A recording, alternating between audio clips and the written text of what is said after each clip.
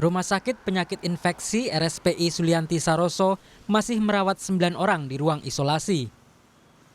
Dari 9 orang itu, 2 dinyatakan positif corona dan 7 lainnya berstatus pasien dalam pengawasan.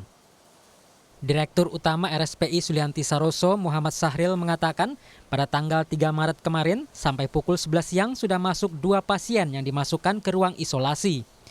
Kemudian sore sampai malam ada 3 pasien yang juga dirujuk ke RSPI Sulianti Saroso. Dan menjelang tengah malam ada tambahan 2 pasien.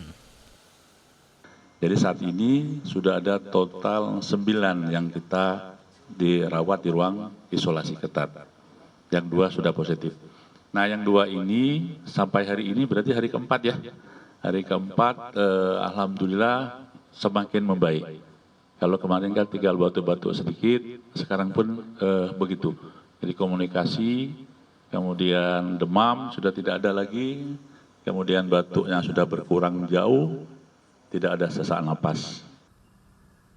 Sementara itu Rumah Sakit Umum Pusat Persahabatan telah menerima total 31 pasien. Dari jumlah itu 10 diantaranya adalah pasien dalam pengawasan. Sampai saat ini yang datang untuk orang dalam pemantauan sebanyak 21 orang. Dan untuk yang 10 pasien dalam pengawasan, saat ini kami masih menunggu hasil dari Litbangkes. Pasca pengumuman adanya 2 pasien positif corona, masyarakat berbondong-bondong memborong masker dan cairan pembersih tangan. Akibatnya 2 barang itu menjadi langka dan harganya terus meningkat. Kondisi ini membuat Presiden Joko Widodo geram. Presiden memerintahkan Kapolri mengambil tindakan tegas. Saya juga sudah memerintahkan Kapolri untuk menindak tegas pihak-pihak yang tidak bertanggung jawab, yang memanfaatkan momentum seperti ini dengan menimbun masker, terutama ini masker, dan menjualnya kembali dengan harga yang sangat tinggi. Hati-hati, ini perlu saya peringatkan. Pasca perintah Jokowi itu, Polda Metro Jaya berhasil mengungkap dugaan penimbunan masker pelindung mulut di tengah isu kelangkaan masker akibat mewabahnya virus corona. Sebanyak 600.000 masker ditimbun dan disimpan di sebuah gudang di kawasan pergudangan di Neglasari, Tangerang. Jadi ada 2 orang sekarang kita lakukan pemeriksaan, kita dalami. Dia adalah pemilik daripada gudang ini, ya. Pemilik dari barang ini, yang sebenarnya barang ini setelah dilakukan pengecekan memang pertama adalah tidak ada izin edar, ya itu yang pertama, tidak ada izin edarnya. Kemudian yang kedua dia memang akan rencana dikirim ke luar negeri. Polda Metro Jaya juga menggelar inspeksi mendadak peredaran masker di Pasar Pramuka, Jakarta Timur. Polisi menemukan fakta lonjakan harga penjualan masker hingga 10 kali lipat. Ditemukan juga masker yang tidak sesuai Standar Nasional Indonesia (SNI). Ini salah satu merek yang kita sidak. Ini harganya 300.000 dijual kepada masyarakat. Padahal ini sebenarnya beredar cuma sekitar 29.000 yang kalau hari-hari biasa. Ya, ini contoh satu merek. Jadi ada berbagai merek-merek memang. Dan juga ada indikasi, kita melihat juga ada beberapa masker-masker ini yang coba nanti akan kita selidiki lagi. Ya, apakah memang ada izin standar di sini, SNI-nya di sini. Karena ada beberapa kita temukan memang tidak ada SNI, standar dari Depkes segala macam. Ya. Pemerintah sedang berusaha mencegah agar virus corona tak makin menyebar di Indonesia. Di sisi lain, tindakan tegas harus diambil terhadap pihak-pihak yang mencoba mengambil keuntungan dari merebaknya virus corona. Tim Liputan, Kompas TV. Saudara, ada perkembangan terbaru dari Rumah Sakit Persahabatan. Kita temui jurnalis Kompas TV, Alfania Rizky Oktavia.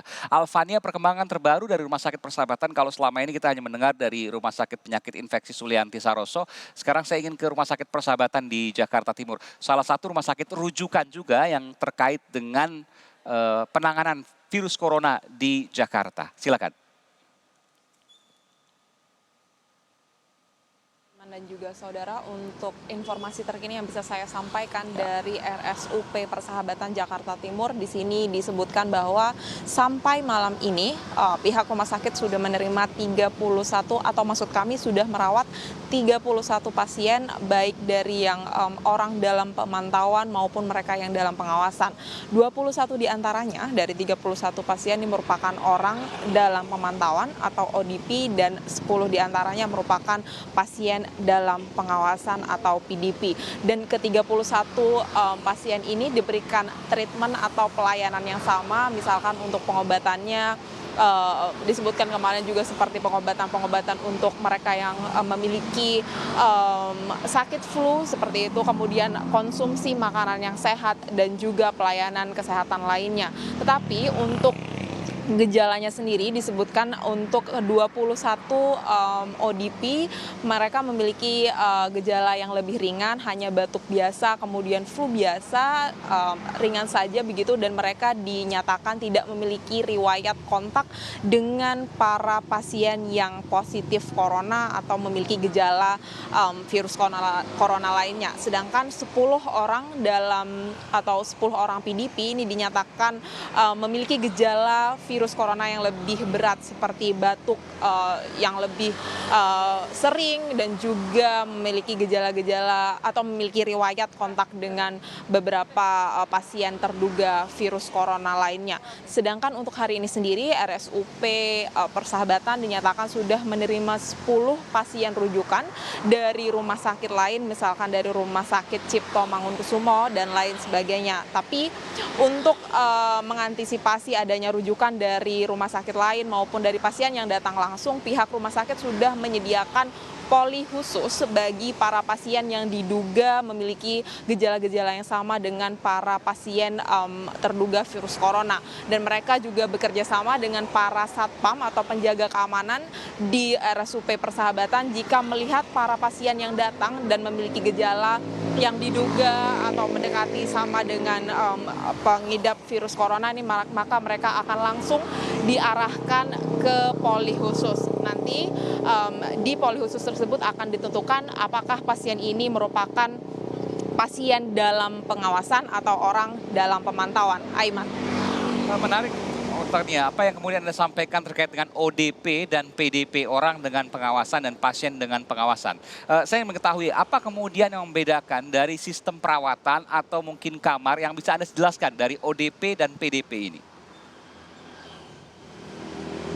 Ya, seperti yang saya sebutkan tadi, Aiman, untuk ODP dan PDP ini sendiri dinyatakan oleh pihak rumah sakit berada di ruang isolasi yang sama, tetapi kemudian pelayanan keobatannya juga sama, tetapi gejala yang mereka miliki berbeda. Untuk orang PDP, ini ruang isolasinya lebih ketat penjagaannya, kemudian sedangkan untuk yang ODP, mereka lebih ringan karena masih dalam pemantauan saja. Sedangkan untuk gejala-gejalanya sendiri juga disebutkan orang dalam pemantauan ini lebih ringan, hanya flu biasa, kemudian demamnya juga tidak hanya lebih dari 28 derajat Celcius. Tapi bagi ODP atau orang dalam pengawasan ini lebih berat dan mendekati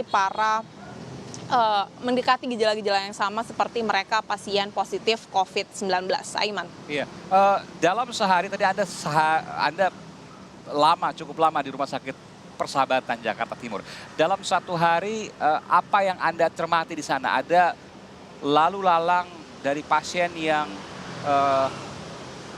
mau memeriksakan dirinya bahwa dirinya ini terjangkit virus corona atau tidak?